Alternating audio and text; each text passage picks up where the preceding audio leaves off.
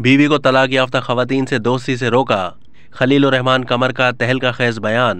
पाकिस्तानी मारूफ drama निगार खलीलुर रहमान कमर आए दिन अपने मुतनाज़े बयानात की वजह से खबरों की जीनत बने रहते हैं।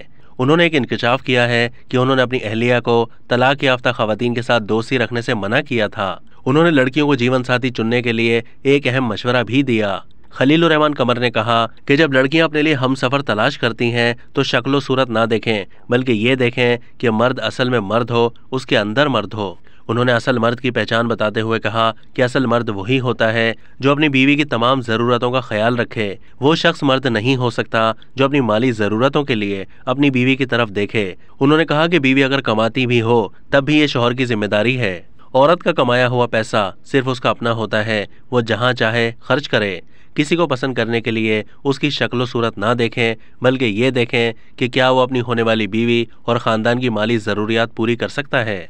खलीलुर रहमान ने बताया कि उन्होंने अपनी बेगम को तलाक याफ्ता खवातीन के साथ दोस्ती रखने से मना कर रखा था।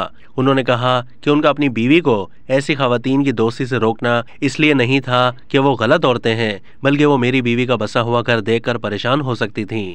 खलीलुर रहमान ने मजीद कहा कि मेरी बीवी उस वक्त कम उम्र थी, इसलिए मैंने ये मशवरा दिया था और ताकीद की कि जब वो बाशऊर हो जाए तो फिर वो दोस्ती रख सकती है।